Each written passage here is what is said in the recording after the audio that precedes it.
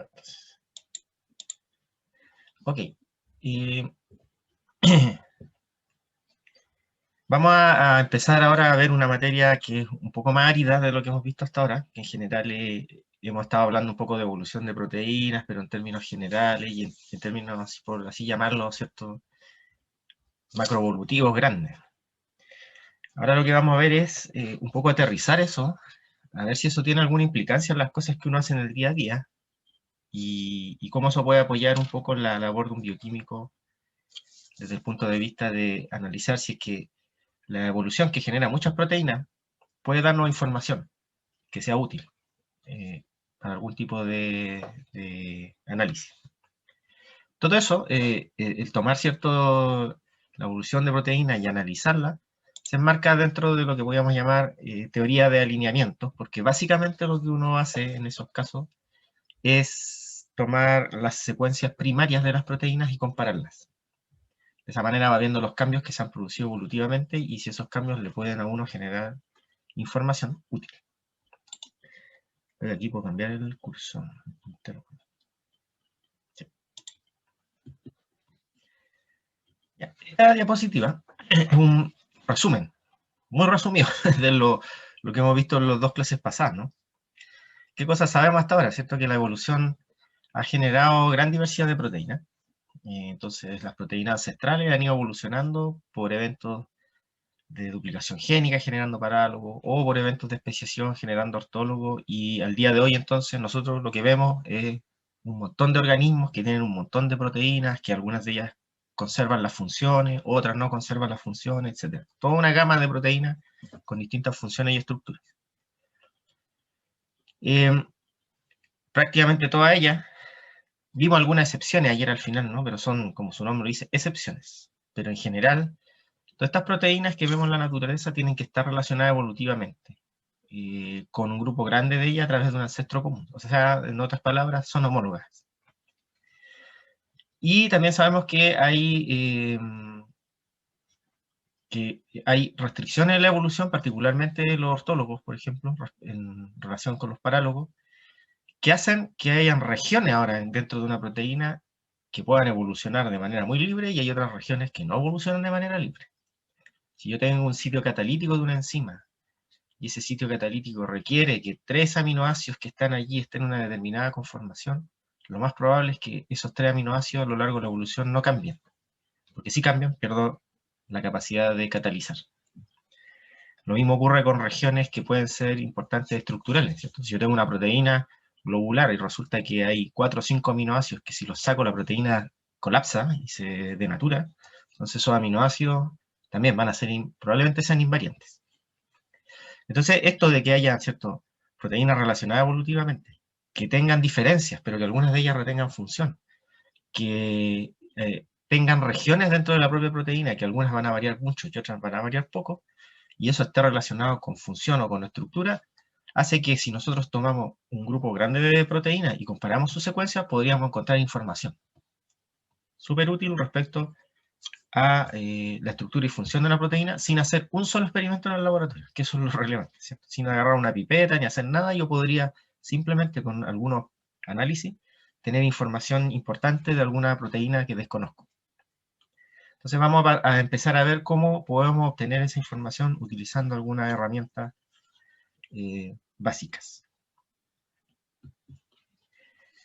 Aquí hay un ejemplo muy simple. Si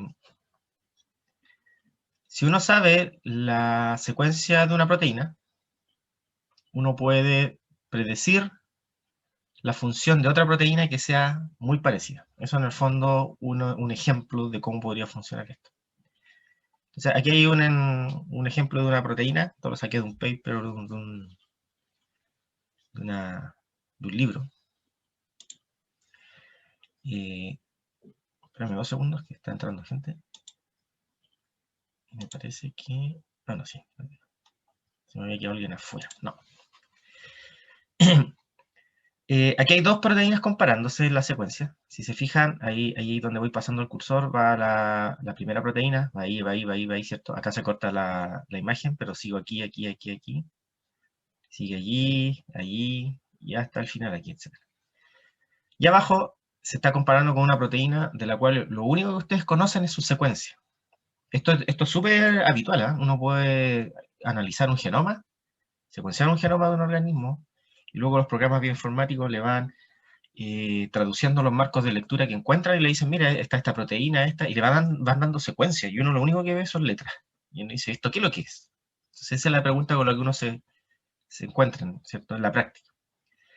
Y aquí tenemos entonces un ejemplo de eso aquí abajo, que sería una proteína sin función conocida, que sería la otra con la cual se está comparando. Si uno analiza las dos secuencias, y eso se puede ver claramente por los colores, por ejemplo, fíjense en todos los lugares donde hay color rosado, uno se da cuenta que estas dos proteínas comparten varias regiones que son idénticas. Por ejemplo, aquí, ¿cierto?, donde estoy pasando el cursor, hay 5 aminoácidos que son idénticos en las dos proteínas que están en las mismas posiciones. O acá abajo, lo mismo. También hay algunos que son parecidos, ¿no? Y que están indicados en los colores azul, no se logra ver bien. No son exactamente iguales, pero son similares. Son propiedades, aminoácidos con propiedades físico-químicas similares. Y bueno, y también hay algunos distintos porque sabemos que la evolución va generando eso. Pero en términos globales, si uno ve estas dos secuencias, uno dice son bastante parecidas entre sí ambas proteínas. Entonces, si yo sé que la proteína conocida, por ejemplo, ¿cierto?, es una proteína que, qué sé yo, une NADH, yo podría suponer con bastante certeza, no estar 100% seguro, pero podría suponer que la otra proteína de función desconocida también debería unir NADH. ¿Por qué? Porque son muy parecidas. Y nosotros vimos ya, ¿cierto?, que si se mantiene la lógica de la evolución y de la generación de homólogos, aquellas proteínas que comparten un alto grado de similitud o de identidad debieran tener estructuras parecidas y también debieran tener funciones parecidas, a menos que se trate de un parálogo, que ese sería el único problema que podíamos ver aquí. Pero en términos muy sencillos, si yo comparo dos proteínas que son muy parecidas y una conozco la función, yo podría, entre comillas, transferir, ¿cierto?, la función a la otra, es decir, la otra probablemente también una NADH, porque esta proteína une NADH. Obviamente después tengo que hacer los experimentos. Pero eso es bastante avance en relación a lo que conozco la proteína, que lo único que conozco es su secuencia. Entonces, cosas de ese tipo, mucho más sofisticadas, ¿cierto? Yo lo que les estoy mostrando aquí un ejemplo muy simple, es lo que vamos a ver en estas clases que vienen, es cómo poder obtener información a partir de las secuencias lineales de las proteínas, aprovechando que existe esta evolución y esta homología entre proteínas. Entonces, hoy vamos a ver la teoría general de esto, y es cómo podemos comparar secuencia de proteínas, y la principal herramienta, que tiene variaciones, nosotros vamos a ver ahora la teoría general, y luego vamos a ir viendo cuáles son las variaciones de esta teoría, es el alineamiento de secuencias, que es básicamente lo que les mostré recién. Un alineamiento de secuencias, es algo súper sencillo. Usted toma una secuencia de proteínas, por ejemplo la que está arriba, donde estoy pasando el cursor, ¿cierto? Y lo único que hace es compararla con la secuencia de otra proteína como la que está abajo. ¿Y qué es lo que se compara entonces aquí? Se comparan esencialmente dos cosas. Primero, la posición. Uno va moviendo las proteínas de tal forma de que las posiciones que son equivalentes sean comparadas. Y lo otro es ver entonces qué aminoácido hay en esa posición en cada proteína. Por ejemplo, en la comparación que estamos haciendo aquí, hay en esta posición, ¿cierto? Ustedes tienen una leucina en la primera proteína y en la posición equivalente de la otra proteína ustedes tienen una alanina. En la siguiente posición ustedes tienen una lisina, ¿cierto?, en la proteína de arriba, y en la posición equivalente de la otra proteína también tienen una lisina. Entonces, eso es entonces una lisina conservada. Ok. Y así sucesivamente. Uno puede observar también estas cosas, ¿no?, estas rayas que se ven aquí. ¿Qué significa esto? No significa que las proteínas estén cortadas, las proteínas siempre son un continuo. Pero en el fondo lo que les está indicando es que en la proteína de abajo, donde está esta serina, este apártico, esta glicina y esta glutamina, en las posiciones equivalentes de la otra proteína, no existen esos aminoácidos.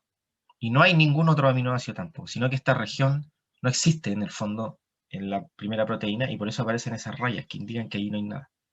Pero esto, ojo, lo único que está indicando es que en la comparación no hay con quién compararse, pero eso no quiere decir que la proteína de arriba esté cortada, ¿no? Eso no puede ser, la proteína es siempre un continuo.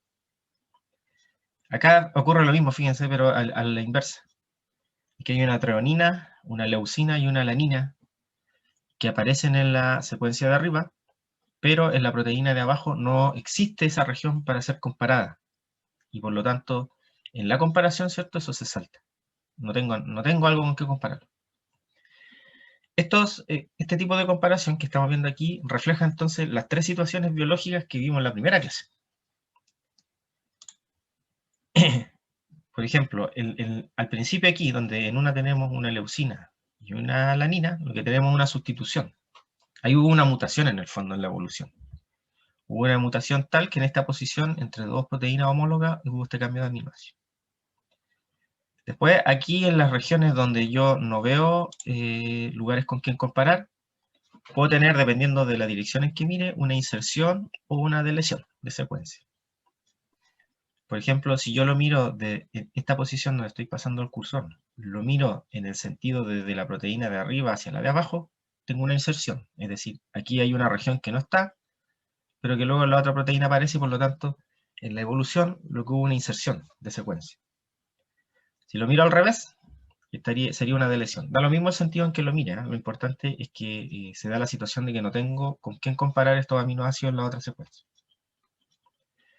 Después vamos a ir detallando un poco más entonces este tema de que haya mutaciones, inserciones, deleciones y cómo eso va a afectar la comparación entre dos secuencias de proteínas que vamos a intentar hacer.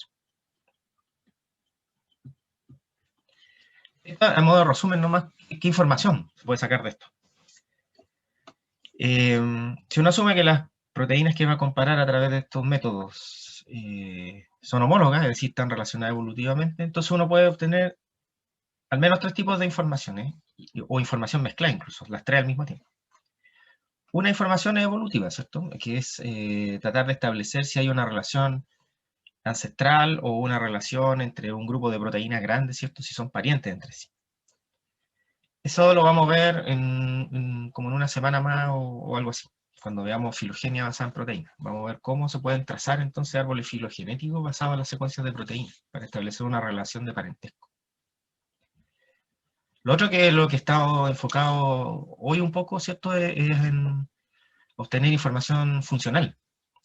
Si yo tengo una secuencia de una proteína conocida, que tengo, ya, sigamos entonces.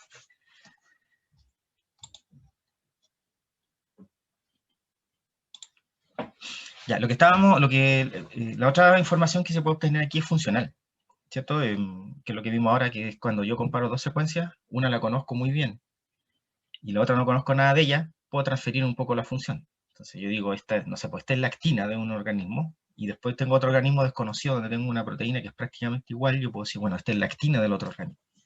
Puedo hacer esa predicción, no estoy seguro, ¿cierto? Porque habría que hacer algunos experimentos, pero por lo menos puedo hacer esa predicción. Y lo otro tiene que ver con aspectos estructurales. Si yo tengo una región de una proteína que sé que es una alfa hélice, ¿no? Y que forma una determinada estructura espacial, ya sabemos, ¿cierto? A través de algunas mediciones relacionadas con similitud y RMSD que vimos el otro día, que si dos secuencias son parecidas, lo más probable es que la estructura también sea parecida. Entonces también puedo inferir de que una determinada región de una proteína podría ser una alfa hélice, podría ser un dominio, podría ser una estructura beta, ¿cierto? Sabiendo que otra que muy parecida lo es. También puedo hacer esa transferencia. Ojo, todo eso en el marco de que sean homólogas. Esto no vale para aquellas proteínas que representan excepciones como las que vimos.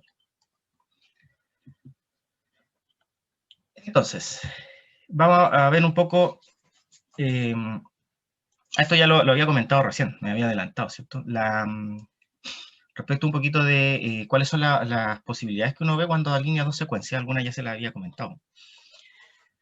Por ejemplo, cuando uno en un alineamiento ve que los caracteres no son iguales, por ejemplo, al principio, ¿cierto? Aquí hay una L y aquí hay una A. Lo que uno supone entonces es que hay una sustitución. Esa es la forma simple de suponer esto. Ahora, eso en realidad es más complejo.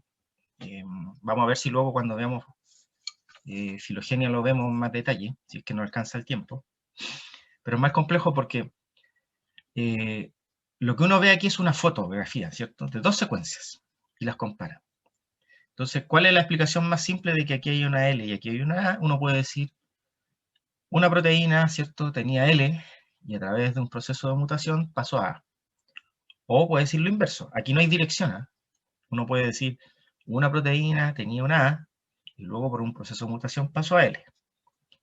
Pero en realidad como una foto de dos secuencias, algún compañero podría decirle a usted, no, en realidad estas proteínas son muy lejanas evolutivamente y lo que pasó es que una proteína ancestral, que es la que estamos viendo, era L, luego pasó a lisina, luego pasó a arginina, luego pasó a metionina y luego pasó a la A. Y lo que estamos viendo ahora es el resultado final de eso. Con estos alineamientos nosotros no tenemos ninguna posibilidad de descartar una opción u otra. Para simplificarnos entonces, lo que vamos a decir es que cuando no hay coincidencia de caracteres, lo que estamos observando es que un aminoácido se sustituye por otro, sin decir qué pasó. Simplemente vamos a decir que aquí hay una L y acá hay una A. Punto. ¿Cómo ocurrió eso en el camino? El camino es el que no sabemos, pero bueno, por ahora no nos interesa el camino. El otro caso que se puede dar es el caso de la lisina, que aquí al lado, donde está la K. Ahí. Y ahí uno lo que observa es que el aminoácido es el mismo en las dos posiciones.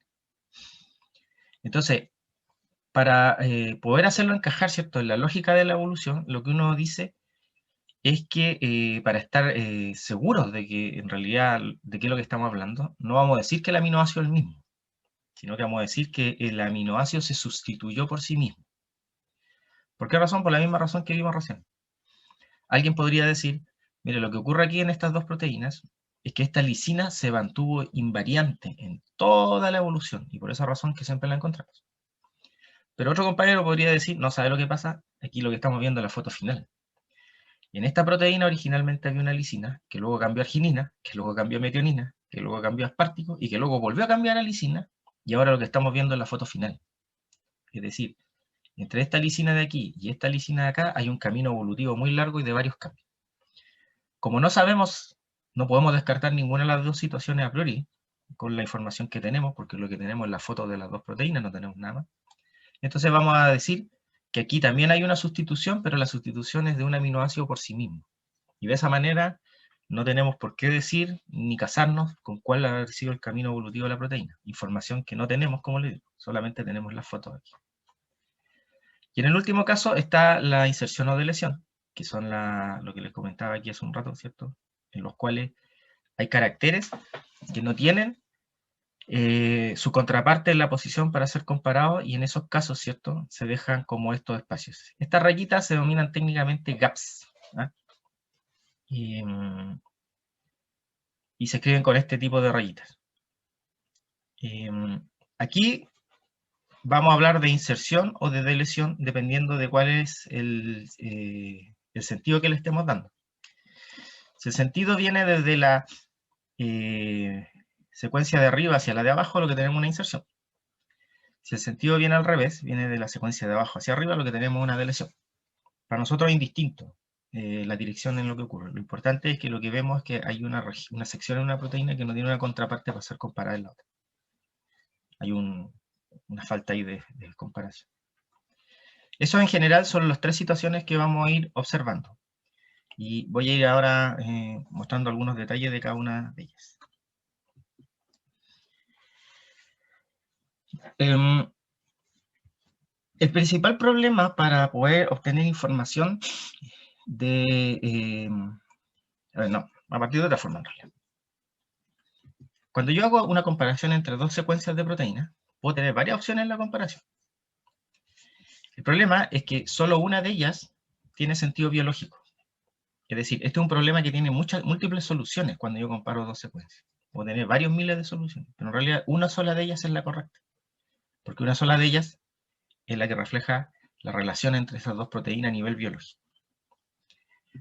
Esto se puede ver de forma más clara haciendo un pequeño ejercicio como el que les muestro aquí. Vamos a suponer que tenemos estas dos secuencias que están allí, ¿cierto? Son parecidas, una es más larga que la otra. Y yo les paso a ustedes esa secuencia y les digo, hágame todos los alineamientos que pueda con estas dos secuencias. La verdad es que pueden obtener cientos de alineamientos. Entonces podría llegar alguien y decirme, mire, estos son los alineamientos que yo obtuve. En realidad estos son algunos ejemplos, ustedes podrían tener muchísimos más de ellos. Entonces alguien podría decirme, mire, yo tomé estas dos secuencias y lo que hice fue algo que me pareció lógico, que es tomar las secuencias de aminoácidos, ¿cierto? Y todos aquellos que eran iguales los dejé enfrentados. En donde había un aminoácido que no tenía un aminoácido igual al frente, puse un espacio, un gap, y lo hice así con las dos secuencias, y lo que me da es esto. Muy bien, nos felicitamos, ¿cierto? Alguien podría decir, mire, yo en realidad tomé las dos secuencias y usé otra lógica para alinear. Lo que hice fue tomar las dos secuencias, y me di cuenta que una era más corta que la otra, y lo único que hice fue ir comparando caracteres a medida que iban apareciendo, y al final puse dos gaps porque esta secuencia en realidad es un poco más corta, entonces eso lo rellené con gaps. Y así cada uno podría usar una lógica distinta y podría obtener este alineamiento que es distinto, o este alineamiento que es distinto, o un quinto, sexto, séptimo, noveno, 100, 200 alineamientos con estas dos secuencias. Pueden salir aquí un montón. Pero resulta que solo uno de ellos es el que refleja la situación biológica correcta. No todos reflejan la situación biológica real que ocurre en la naturaleza. Y entonces la pregunta del millón aquí es, bueno, si cuando yo comparo dos secuencias de proteínas puedo obtener 100 alineamientos, ¿cuál es el correcto? ¿Cuál es el verdadero? Hay 99 que yo sé que no me sirven, pero hay uno que sí me sirve, pero ¿cómo sé cuál es? Entonces, como todas las cosas que se hacen en la ciencia, para determinar si una determinada hipótesis es correcta, lo que hay que hacer es medir. Y lo que les voy a comentar ahora de aquí en adelante, entonces, es cómo se miden los alineamientos para saber cuál de ellos podría ser el correcto. Porque esta situación se puede dar con cualquier secuencia de proteínas. Ustedes pueden tener miles de soluciones, pero solo hay una que es la correcta. Resumen, lo que ocurre con estos sistemas para poder comparar, ¿cierto?, entre dos secuencias de proteínas y obtener información, lo primero que habría que hacer es diseñar todos los alineamientos posibles entre dos secuencias. Aquí hicimos un pequeño ejemplo. Ojo, estas dos proteínas, una tiene 10 aminoácidos, la otra tiene 12. Pero una proteína estándar de tamaño medio tiene 150 aminoácidos y las proteínas más comunes en realidad tienen 300. Entonces ustedes escalen este problema ahora 30 veces por lado. Pueden tener miles de secuencias alineadas, o miles de alineamientos distintos, perdón. Entonces, diseñar todos esos alineamientos, eso es lo que uno debiera hacer en la teoría, en la práctica. La teoría, si fuera una teoría perfecta. Luego de eso, como tenemos tantas soluciones posibles para un problema, hay que medir. Hay que ponerle algún tipo de medición o puntaje que nos indique, bueno, cuál sería el mejor de ellos y cuál sería en realidad el correcto.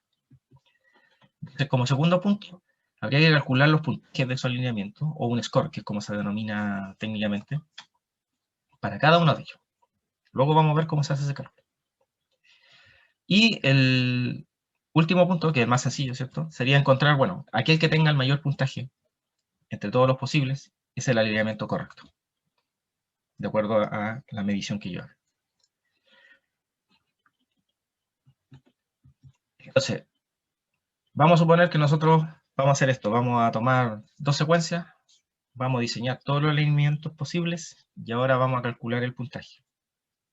¿Cómo se calcula ese puntaje?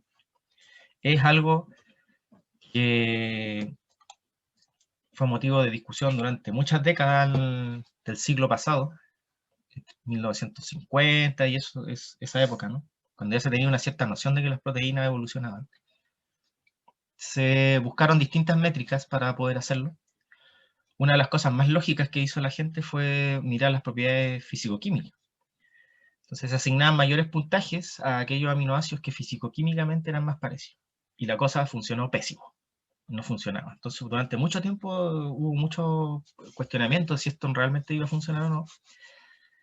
Hasta que unos científicos, ¿cierto?, dijeron, miren, el problema está mal enfocado. El problema que tenemos es que hay que hacer lo que hace la naturaleza. ¿Qué es lo que hace la naturaleza? La naturaleza cambia ciertos aminoácidos con cierta frecuencia y cambia otros aminoácidos con menos frecuencia.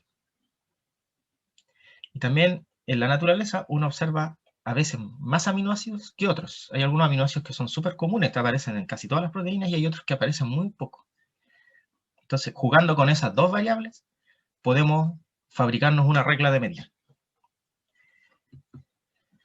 Estas dos variables, que luego voy a detallar un poco más, originaron lo que se denominan matrices de sustitución, que es el sistema de medición para ver cómo obtener los puntajes de una pareja que está siendo alineada de secuencia.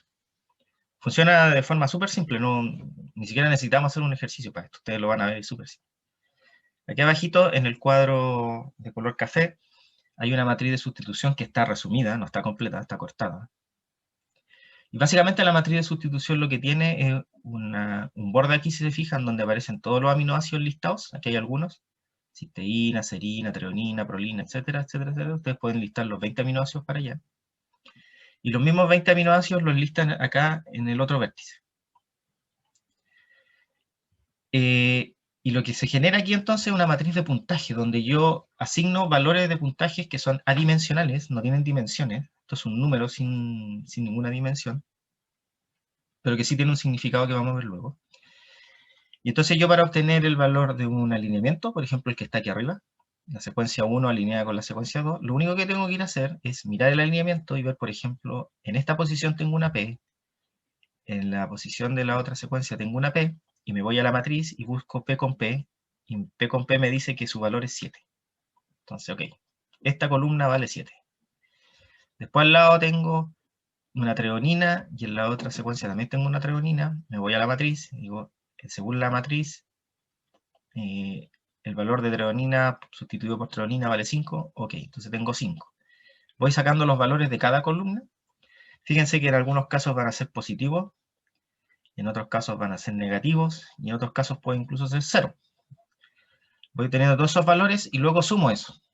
Entonces me va a dar, si son positivos, ¿cierto?, va a ir aumentando el score; si son negativos, va a ir bajando; si es 0, se va a ir manteniendo, y me va a dar un valor final.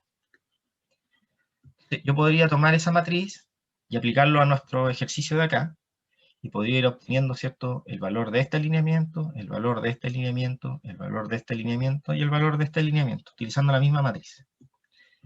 Y con eso podría obtener yo un valor de alineamiento para cada secuencia, y luego, una vez tenido todos los valores, selecciono aquel que tenga el valor mayor, como el alineamiento correcto, que refleja la situación biológica real que ocurrió en la naturaleza. Entonces, esa es la forma en que se hace un cálculo de esto. Como ven, es súper simple, y lo que nos queda ver entonces de esta materia es qué significan estos valores. ¿Qué significa que esto valga 5? ¿O qué significa que la sustitución de prolina por treonina valga menos 1? Porque hay valores que son 0. Eso tiene un significado biológico evolutivo que lo voy a tratar de detallar ahora, que a veces es medio complejo. Si es que alguien se pierde aquí, me detiene nomás y lo vamos a ver. Entonces, una matriz de sustitución básicamente es una regla de medir, donde tenemos valores para las sustituciones entre aminoácidos. ¿Cuánto vale el cambiar una alanina por sí mismo? ¿Cuánto vale el cambiar la treonina por prolina? ¿Cuánto vale cambiar la prolina por arginina? ¿Cuánto vale cambiar la arginina por lisina? Todos esos valores están en la matriz. Esos valores pueden ser positivos, negativos o 0. Vamos a ver qué significa eso. ¿Qué significan esos valores en términos de qué contienen? Esos valores, los valores que están aquí, ¿cierto?, reflejan dos cosas. Ahí hay dos cosas medidas. Ese valor, en el fondo, son dos cosas que se miden. La primera es la probabilidad de una ocurrencia de un aminoácido en la naturaleza. Es decir, yo tomo un grupo grande de proteínas y voy buscando, a ver, ¿cuántas veces aparece la metionina, por ejemplo? Y voy mirando. La metionina aparece un determinado número de veces.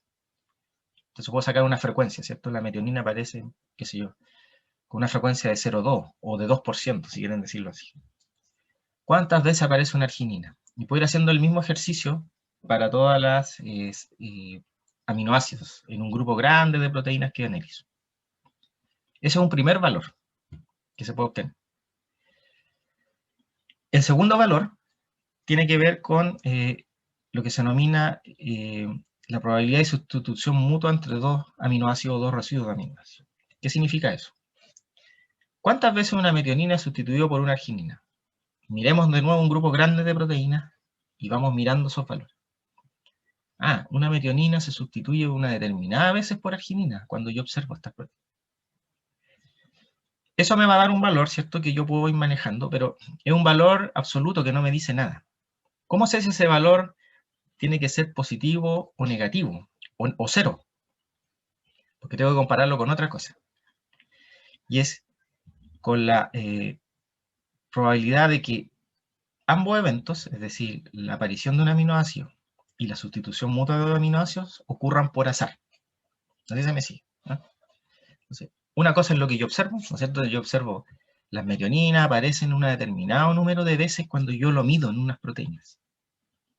Pero si yo hiciera un cálculo y dijera, ¿cuántas veces tiene que aparecer una metionina en la naturaleza, teniendo en cuenta de que la metionina es uno de los 20 aminoácidos? Si esto fuera por azar, debería aparecer tantas veces.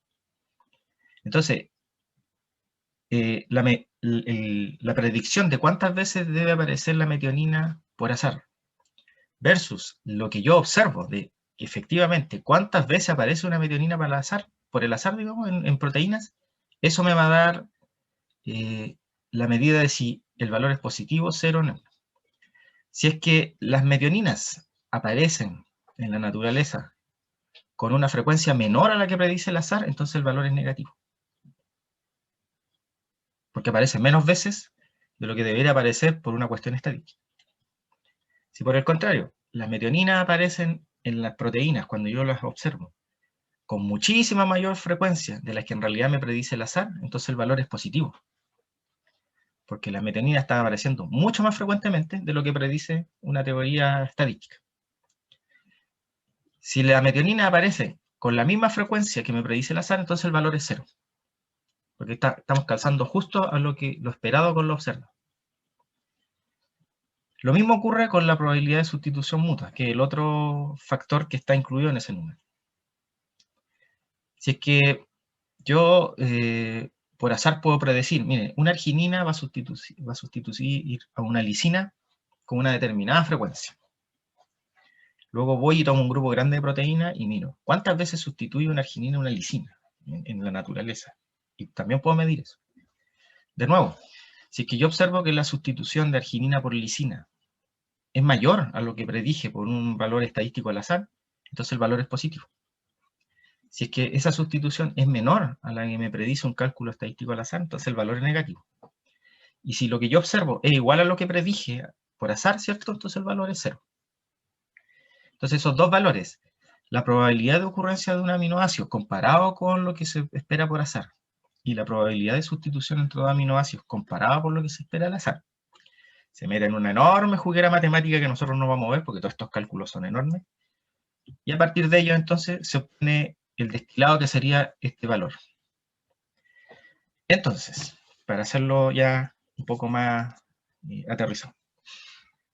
Si yo observo en una matriz de sustitución un valor positivo como este, que estoy marcando aquí, ¿cierto? Donde la treonina versus la treonina tienen un valor positivo de 5, esto puede significar dos cosas.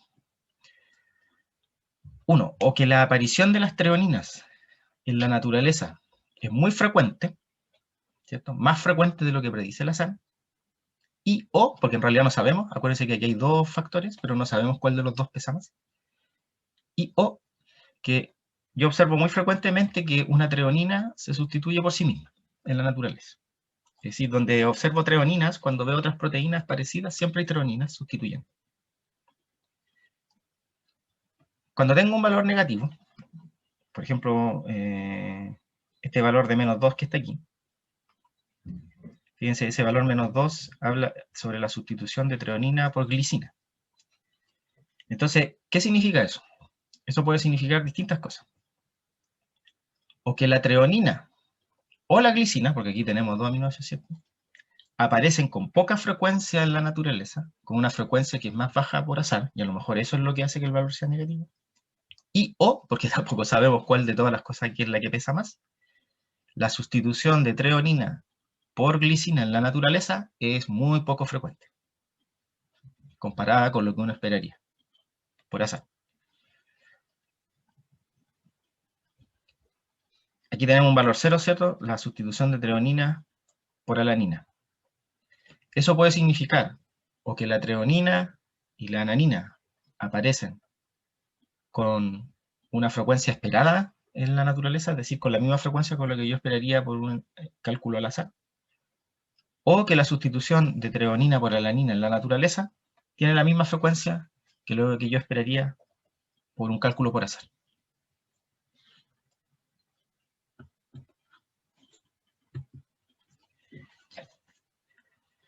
Son términos muy generales, ¿qué es lo que contienen cada una de esas matrices? Todo esto que le acabo de comentar son cálculos matemáticos de 60 páginas para poder hacer esos valores, porque en realidad los valores se calculan en decimales. Luego se hace una operación matemática para transformarlos a enteros, que es en realidad la forma en la cual es más sencillo para nosotros luego hacer los cálculos de valores de cada alineamiento, digamos. Pero en realidad estos son valores decimales que luego se tratan con logaritmos. Entonces es un cálculo más o menos complejo. Ya. Hay, bajo esta lógica, ¿cierto?, evolutiva de apariciones de aminoácidos en la naturaleza y sustituciones mutuas de aminoácidos por la naturaleza, se construyen todas las matrices de sustitución que se conocen actualmente para estos cálculos y que son las que mejor funcionan. Hay dos tipos de matrices de sustitución que son las más importantes, que son las más ampliamente usadas. Una de ellas se denomina matriz PAM, que es una sigla que significa matriz evolutiva extrapolada. Y hay otra matriz que se denomina BLOSUM, que son matrices de bloques de familias, o clasificación por familia. Los nombres dan un poco lo mismo, luego vamos a ver un poco cuál es la lógica de cada una. Ambas matrices funcionan bajo esta misma lógica que acabamos de hablar. Miden en un grupo grande de proteínas la frecuencia de aparición de aminoácidos y la frecuencia de sustitución de los aminoácidos, y luego eso lo comparan con lo que se esperaría por azar, y a partir de ahí obtienen los valores. Bueno, esto que les acabo de decir de los valores positivos, negativos y cero está aquí en esta diapositiva, se los dejo escrito para que ustedes lo puedan luego mirar. Les presento una matriz PAM 250, que es la más común. Después vamos a ver por qué las matrices además tienen números. Además de tener un nombre, tienen un número. Esta es la matriz PAM 250, que es una de las más comunes y corrientes usadas. Ahí están los valores, ¿cierto? Esta es una matriz BLOSUM 62, que es otra de las más comúnmente usadas en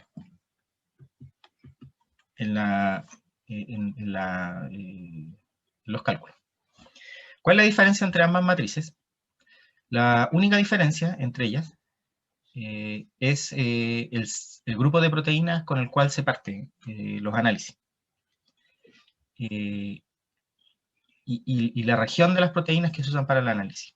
Las matrices PAM se denominan matrices evolutivas también, y es porque el grupo de proteínas con el cual se calcula la matriz se utiliza completa, desde el amino terminal hasta el carboxilo terminal. Todo el largo de la proteína completo se usa para el cálculo. Entonces es una matriz que refleja la situación evolutiva de proteínas completas. Por lo tanto, se puede utilizar cuando yo hago análisis en los que quiero hacer comparaciones de proteínas completas. En cambio, la matriz BLOSUM es una matriz en la cual yo tomo un grupo grande de proteínas también, las comparo, pero me voy a buscar todas aquellas regiones que son muy conservadas. Entonces no uso toda la región de la proteína que comparo, sino que uso una caja, en el fondo. Un grupo que voy seleccionando. Al hacer eso, lo que yo estoy haciendo es que la matriz entonces quede diseñada de tal forma que me va a buscar muy bien regiones que son dentro de las proteínas, pero no va a ser una matriz muy buena para yo poder calcular toda la situación que ocurre a lo largo de toda una proteína. Recuerden ustedes que hay regiones de las proteínas que van a evolucionar de distinta manera a otras regiones dentro de la misma proteína. Entonces, esta matriz es mejor cuando yo estoy buscando regiones dentro de una proteína para hacer el cálculo, y no cuando uso la región completa. Para eso es mejor esta otra matriz, la matriz SPAM. Tiene que ver con la forma en que fueron construidas, básicamente. Ya, me queda poquito rato, así que voy a ir a un tema, o no sé si dejarle espacio para las preguntas si es que tienen, antes de pasar al último tema que todavía no vemos, que probablemente alguno de ustedes ya dijo, pero aquí me falta algo.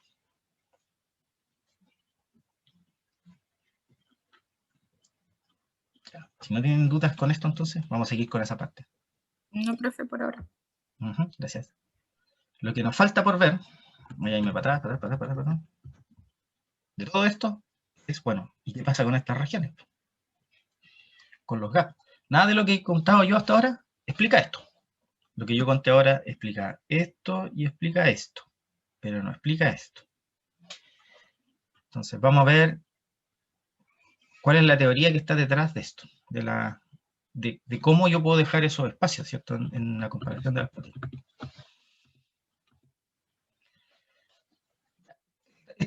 Estos espacios, ¿cierto?, que se dejan cuando hay comparaciones entre proteínas se denominan gaps y han sido objeto de discusión básicamente porque es un artificio, ¿no?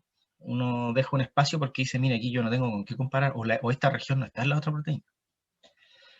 Y hay harta discusión sobre la utilidad de los gaps, o ha habido varias discusiones sobre la utilidad de los gaps, y básicamente se llegó a un consenso, y es que es lo que aparece aquí abajo, ¿cierto?, de que esto está bien, que se pongan, pero tienen que ser penalizados. ¿Qué quiere decir eso? Que tienen que tener valores negativos, porque si no pueden producir alteraciones de la realidad de los alineamientos que luego no se reflejan en situaciones biológicas. Aquí les muestro un ejemplo de dos ejemplos extremos, ¿no? Extremistas de esto. Hay dos secuencias aquí. En la de arriba hay, o sea, en la misma secuencia, ¿cierto? Comparado aquí y sí que se están comparando acá. Aquí arriba las dos secuencias se comparan, pero yo me puse como límite, no voy a poner ningún gap, nada. Voy a comparar como vengan las secuencias. Entonces, si uno observa, claro, hay un cierto parecido, pero hay muchas regiones donde no hay similitud. Cada una de estas rayitas verticales que observan le está indicando que los aminoácidos que se comparan son iguales. Entonces, claro, yo observo que hay algunas regiones donde hay identidad perfecta, pero hay otras donde no hay parecido. Si yo hago un cálculo muy rápido, no utilizando una matriz de sustitución, sino simplemente un cálculo muy simple, por ejemplo, voy a decir, cada vez que tenga dos aminoácidos iguales, eso va a valer 5. Y cada vez que tenga dos aminoácidos distintos, eso va a valer menos 4. Es una cuestión totalmente arbitraria, pero no importa. Si ustedes hacen ese cálculo, van a ver que el de arriba vale 10. Ese es el valor de este alineamiento. Yo podría decir entonces, voy a hacer el mismo alineamiento ahora, pero en vez de prohibir los gaps, me voy a dar permiso de poner todos los gaps que quiera y donde quiera, y como quiera. Entonces yo puedo tomar las mismas dos secuencias y puedo organizarlas de esa forma. Si se fijan, aquí dejo un espacio, entonces hago ahora de que haya más coincidencia, aquí dejo otro espacio, aquí dejo otro espacio, aquí dejo otro espacio, y voy salpicando entonces de gaps los alineamientos de tal manera de hacerlos coincidir. La mayor cantidad de caracteres. Si yo hago eso, y utilizando estos mismos valores, ahora resulta que el alineamiento, fíjense, son las mismas dos proteínas, valen 88. Y digo, tengo un alineamiento súper bueno ahora. Pero uno claramente ve que es un alineamiento artificial, donde yo he manipulado las secuencias de tal manera que en realidad es bien difícil que uno le dé credibilidad a esto. Entonces, los gaps tienen que ser permitidos porque hay situaciones biológicas donde efectivamente hay proteínas que son más largas que otras. O hay proteínas que les faltan trozos que otra proteína tiene. Entonces, biológicamente es correcto dejar ese espacio. Pero lo que no puede ser es que sea arbitrario y al azar por parte del usuario. Por esa razón, estos se tienen que permitir, pero hay que penalizarlos de manera de que uno lo piense dos veces antes de poner un gap, porque va a significar reducciones en los puntajes de alineamiento. Hay varias metodologías para esto, pero la más utilizada es una función que se denomina affine gaps, y que está graficada en este gráfico súper simple de aquí, y también en esta ecuación, que también es súper sencilla. ¿Qué quiere decir este affine gaps? Si yo tengo dos alineamientos, tengo que hacer, en el fondo, dos operaciones para poner un gap. Una es decidir, ¿cierto?, que voy a poner un gap en una región y abrir el alineamiento. Y otra es, bueno, ¿de qué largo va a ser ese alineamiento? Vamos a poner 4, 5, 6, 7 espacios. Voy a irme para atrás para que me comprendan. Aquí. Fíjense, aquí hay que abrir la región para poner el gap, y aquí hay 1, 2, 3, 4. Aquí también se abrió, pero aquí hay 1, 2, 3. Entonces, ¿cuántos de estos son los que hay que poner? Esto en el fondo lo que tiene que definir esta función de affine gap. Lo que esta función de affine gap dice es que si usted abre el alineamiento, le van a cobrar una barbaridad. Solo por decidirse a poner ahí un gap. Esos valores van entre menos 10 y menos 12, que son valores altísimos. Si ustedes se fijan luego en la matriz, van a ver que los valores positivos más altos son 9, son 6, ¿cierto? Entonces, si usted me cobra menos 10, me está cobrando muchísimo. Entonces, se penaliza y se penaliza alto, y dice, por si acaso, por si usted decide hacer aperturas de GAP a lo loco. Pero una vez que lo abre, el valor se reduce, que es la extensión. Cada vez que ponga un espacio, eso va a valer menos 2 o menos 4, que es un valor razonable. ¿Y por qué razón se decide hacer eso? Porque en la naturaleza, los gaps, cuando uno lo observa entre proteínas, normalmente son grandes y son pocos.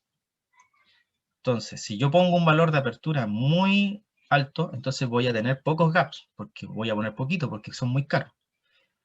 Pero cuando ponga uno, como el valor de extensión es barato, los voy a hacer grandes. Y eso es lo que uno observa en la naturaleza. En la naturaleza uno no observa cierto salpicado de gaps, las secuencias y los alineamientos, sino lo que uno observa es que se pierden regiones bastante grandes, normalmente. Entonces esta función de affine gaps, de cobrar muy caro la apertura, pero muy barato la extensión, permite entonces que los alineamientos tengan gaps que reflejen mejor las situaciones biológicas, que es que los trozos que se pierden entre proteínas son relativamente grandes. Y esto último, que con esta termino, les demuestra que esto funciona incluso y que es capaz de mejorar incluso los valores de alineamiento. Aquí hay un alineamiento arriba de 2 secuencias sin gap, y si uno hace un cálculo simplemente poniéndole un valor 1 cada vez que tengo 2 aminoácidos iguales, el valor de aquí es 4, ¿cierto? Tengo 1, 2, 3, 4. Si a este mismo alineamiento le pongo un gap en una posición apropiada, ¿cierto? Uno solo y con una extensión de 3, y le doy un valor negativo a esto, ¿cierto? De la apertura y extensión del gap, el valor del score me da 4,8, porque incluso perdiendo valor por el gap, el número de aminoácidos iguales que tengo es superior y por lo tanto incluso el valor mejora. Entonces esta situación biológica es correcta y se tiene que hacer en el caso de los alineamientos de secuencia de manera controlada. Ojo, usted como usuario no tiene que hacerlo, ¿eh? Los programas de alineamiento solitos calculan esto, usan la función de affine gap para hacer estos cálculos. Ya. Y voy a terminar con esta. Esto me deja lanzado para la siguiente clase. Yo tengo que hacer todos los alineamientos entre 2 secuencias, ¿cierto? Y los tengo que hacer en un cuaderno, dibujarlo. Me va a quedar una cosa enorme, ¿cierto? Porque tengo que hacer 100, 200 o 300 alineamientos. Entonces, una forma de resumirlo y visualizarlo es hacer este tipo de cuadros, donde yo pongo en este eje una secuencia, pongo en este otro eje la otra secuencia, y luego voy tirando flechas a medida que voy comparando las secuencias. Espérenme un segundo porque se me va a acabar la batería. Ya. Y como les comentaba, si ustedes ponen, toman 2 secuencias de proteínas y ponen aquí una de esas secuencias y en este otro lado la otra secuencia, a partir de estos esquemas de flechas, pueden poner aquí todos los alineamientos posibles, o todos los alineamientos imaginables los pueden poner en este cuadro, sin necesidad de estar escribiendo todos los alineamientos por separado. Por ejemplo, aquí arriba hay 2 alineamientos, uno en negro y otro en rojo, y ustedes ven aquí flechas negras y flechas rojas, le indican cada uno de ellos. En el primer alineamiento yo tengo una lisina que está enfrentada con una lisina, ¿no? En esa posición. Y eso yo lo pongo como una flecha diagonal en este cuadro. Ahí está la lisina, aquí está la otra lisina, y pongo una diagonal que me indica que ahí están enfrentados. Lo mismo ocurre al lado con una cisteína versus esa cisteína. Ahí ustedes ven otra flecha. Entonces, si van siguiendo la flecha, este carácter está enfrentado, este está enfrentado. La A está enfrentada con la G. Ustedes observan aquí la A enfrentada con la G. La línea aquí no aparece porque son distintos. La línea lo único que refleja es que si aparece quiere decir que los 2 aminoácidos son el mismo. Pero si no aparece, son distintos. Pero eso no significa que no están enfrentados. Según el alineamiento están enfrentados. Y por último, la G está enfrentada a la G. Entonces ustedes ven que las líneas negras son 4 flechas negras que van en diagonal, recorriendo todo este cuadro. Para que vean la diferencia que pasa si yo tengo caps, las mismas dos secuencias están aquí ahora en rojo, pero yo puse artificialmente 2 caps para que ustedes vean cómo se ven en el cuadro. La lisina y la cisteína están enfrentadas de nuevo, por lo tanto ahí no hay cambio. Flecha diagonal roja, pero aquí ahora fíjense que la alanina no tiene a nadie al frente. La alanina está aquí arriba, entonces por lo tanto se pone la flecha en el sentido del vértice que da al aminoácido que está en esa región. Entonces, la alanina está aquí, ahí está la alanina y por lo tanto pongo esa flecha así, por el vértice. No está comparándose con nadie, entonces se pone la raya así. Después esta glicina se compara con esta glicina y eso va allí, en esa diagonal, glicina con glicina. Y finalmente la última glicina, ahora la otra secuencia, si se fijan, no tiene con quién compararse en la secuencia de arriba. Y eso va en ese vértice. O sea, este vértice está indicando que esta glicina no tiene con quién compararse. Siempre el alineamiento es un continuo de las flechas, no puede haber espacios, y siempre se parte desde este punto, desde el inicio, y se tiene que terminar en este otro punto que es el final. Entonces, este cuadrito les va a reflejar un montón de caminos, dependiendo de cuál sea el alineamiento que ustedes construyan entre las dos secuencias. Y es bastante útil, y así no tienen que estar escribiendo 1.000.000 de secuencias en un cuaderno, ¿cierto? Sino que simplemente se pueden representar en este cuadro. Voy a partir la otra semana con este cuadrito también, porque me sirve para introducir el tema que viene.